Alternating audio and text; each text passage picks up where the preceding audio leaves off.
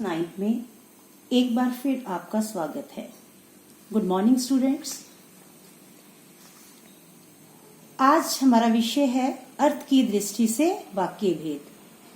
लेकिन इससे पहले यह जान लेना जरूरी है कि वाक्य क्या होता है।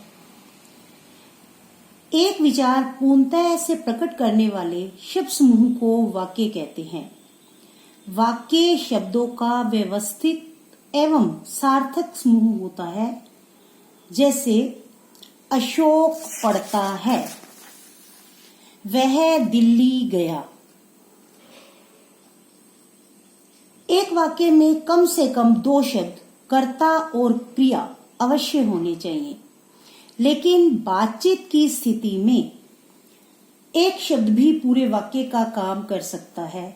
जैसे मैं आपसे पूछूं कि आप कहाँ गए थे, तो उत्तर यह भी हो सकता है दिल्ली, बाजार, विद्यालय। कौन बीमार था, माताजी। तो एक शब्द भी पूरे वाक्य को सूचित करता है। वाक्य के दो अंग हैं, उद्देश्य और विधेय।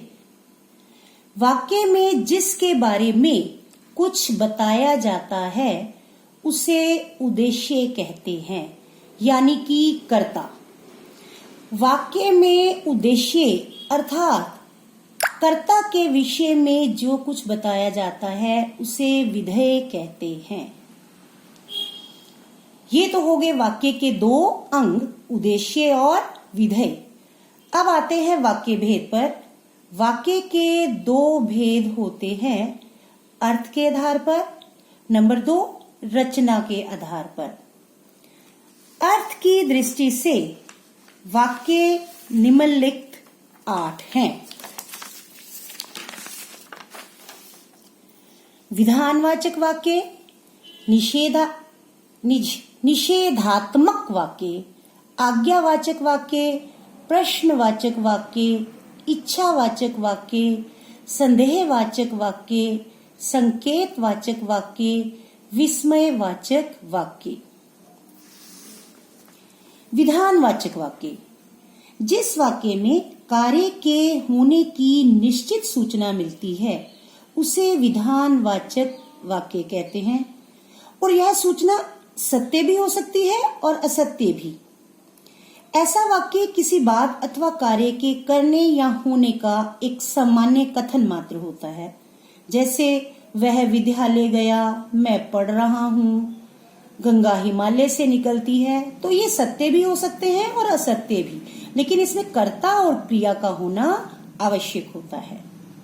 दूसरा हमारा आ जाता है निषेधात्मक वाक्य। नाम से ही पता चलता है कि जिस वाक्य में कार्य के ना होने का बोध होता है उसे निषेधात्मक वाक्य कहते हैं। जैसे मैं पढ़ नहीं रहा हूँ, मैं कल दिल्ली नहीं जाऊंगा, वह कल नहीं लौटा। नंबर 3 आज्ञावाचक वाक्य, जिस वाक्य में आज्ञा या अनुमति का बोध होता है। किसी को आज्ञा दी जाती है या अनुमति दी जाती है तो उसे कहते हैं आज्ञावाचक वाक्य। जैसे अपना काम देखो, आप जा सकते हैं, अब बैठकर पाठ याद करो। ठीक, कि जिसमें किसी को आज्ञा दी जाती है या अनुमति दी जाती है वो क्या कहलाते हैं, आज्ञावाचक वाक्य। नंबर 4 प्रश्नवाचक वाक्य, जिस वाक्य के मूल में जिज्ञासा होती है, अर्थात कुछ पूछा जाता है, उसके बदले में किसी को एक स्पष्ट उत्तर चाहिए होता है, उसे कहते हैं प्रश्नवाचक वाक्य।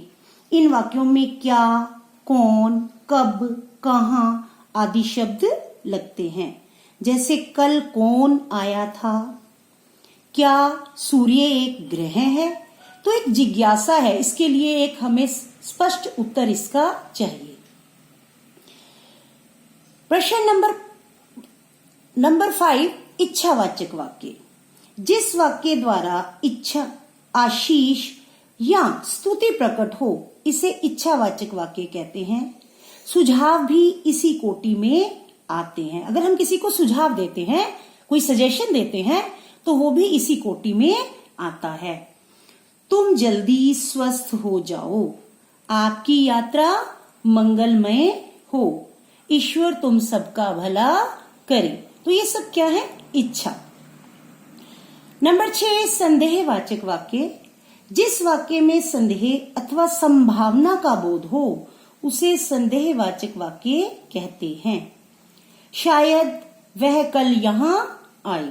शायद यानी कि संदेह सूचक शब्द है। यह पत्र उनके बड़े पुत्र ने लिखा होगा। लिखा भी जा सकता है, होगा और नहीं भी। तो यहां पर क्या है? संदेह है। शायद आज बारिश हो। तो ये क्या है? संदेह सूचक वाक्य। नंबर 7, संकेतवाचक वाक्य। जिस वाक्य में विधान किसी शर्त की पूर्ति के बाद हो, अथवा जिस वाक्य में एक क्रिया का होना दूसरी क्रिया के होने पर निर्भर करे, तो उसे क्या कहते हैं? संकेतवाचक वाक्य। जैसे अगर वह आएगा तभी मैं जाऊंगा, यानी कि एक उसके आने के बाद दूसरे का जाना निश्चित है। तो यानी कि एक वाक्य दूसरे पर क्या है? आश्रित, संकेत मिल रहा है। अगर वह आ जाता तो मैं उससे मिल लेता, यदि बस आई तो मैं स्कूल जाऊंगा। तो इसे क्या कहते हैं? संकेतवाचक वाक्य। नंबर 8, विस्मयवाचक वाक्य। जिस वाक्य में हर्ष, शोक, घृणा, विस्मय आदि भाव प्रकट होते हैं, उन्हें विस्मयवाचक वाक्य कहते हैं। जैसे वाह बहुत सुंदर फूल है, शाबाश क्या चौका मारा है, उफ कितनी गर्मी है। तो इसके साथ एक विशेष चिन्ह का भी प्रयोग किया जाता है,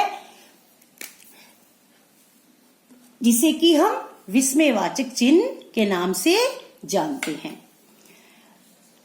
अब मैं आपको अभ्यास के लिए कुछ वाक्य दे रही हूं, आप इसको करें, और ताकि आपको इस बात का ज्ञान हो कि आपको अर्थ की दृष्टि से वाक्य भेद किस हद तक समझ आ गया है। अगर कोई शंका होगी तो उसका समाधान फिर अगली कक्षा में करेंगे। अभ्यास के लिए कार्य। प्रश्न 1, मानस स्कूल जाएगा। नंबर 2, अरे तुम आ गए। नंबर 3, भूख हमारा कुछ नहीं बिगाड़ सकती। नंबर 4, शीला रोज पढ़ने जाए। नंबर 5, शायद वे कल बाहर जाएंगे। नंबर 6, क्या आप अपना पाठ याद करेंगे। नंबर 7, यदि बस आई तो मैं स्कूल जाऊंगी। नंबर 8, ईश्वर तुम सबको अच्छा स्वास्थ्य प्रदान करे। धन्यवाद।